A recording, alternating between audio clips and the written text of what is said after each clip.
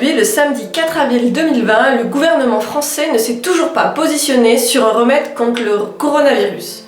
Pourtant, voici une liste de substances prometteuses contre le coronavirus. Donc ce sont des substances qui potentiellement peuvent être préventives, potentiellement peuvent être curatives ou potentiellement peuvent servir lors des soins palliatifs. Ces substances proviennent principalement d'articles provenant de ces 7 personnes. Ces 7 personnes, je les ai choisies en fonction du respect que j'ai pour eux et de leur liaison que je trouve assez lointaine par rapport au labo chimique. Donc il y a bien sûr dedans le professeur Didier Raoult qu'on ne présente plus, mais il y a aussi des personnes que vous devez connaître moins, notamment le docteur Rajesh Kotecha qui a été dans le gouvernement indien en 2017. Il faut savoir donc que ces molécules, actuellement, il y a 2 études dans le monde pour savoir si elles vont être efficaces contre le coronavirus. Il y a tout d'abord l'étude Discovery qui va prendre en compte 3100 personnes divisées en groupes de 620 personnes. Ils vont tester l'hydroxychloroquine toute seule, ils vont tester le Kaletra avec l'interféron bêta, le Kaletra tout seul et le remdesivir. Il y a ensuite l'étude Solidarity Monde qui va tester les mêmes médicaments que l'étude Discovery, plus une autre molécule, la chloroquine. Pourtant, ce qui semble le plus prometteur, c'est d'associer 2 molécules, l'hydroxychloroquine et l'azithromycine. C'est le protocole du professeur Didier Raoult. Et aussi dans d'autres pays, tels que le Maroc et les États-Unis, ils commencent à ajouter du zinc, de la vitamine C, de la vitamine D.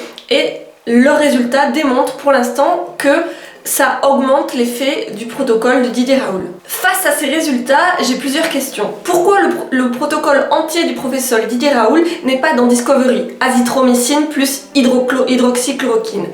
Pourquoi dans Discovery n'est-il pas testé l'azithromycine, l'hydroxychloroquine plus l'ajout de zinc ou de vitamine C comme ce que peuvent le faire les Marocains ou les Américains? Pourquoi n'y a-t-il pas dans Discovery et dans Solidarity des tests de médicaments autres que allopathiques?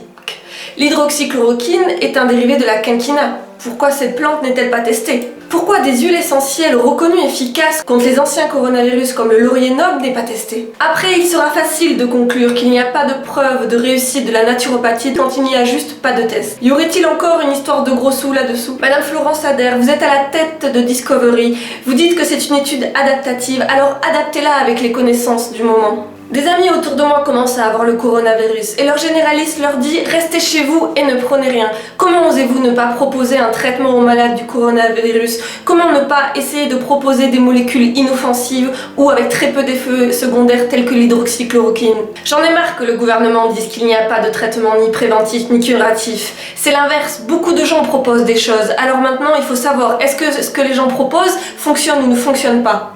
Le peuple est en colère, Monsieur Macron, vous devez nous rendre des comptes. Pour tous ceux qui regardent cette vidéo et qui lisent l'article que j'ai mis en barre d'infos, merci de ne pas faire de l'automédication mais de suivre l'avis d'un spécialiste. Enfin, nous sommes l'un des pays avec le plus de taxes au monde sur les entrepreneurs.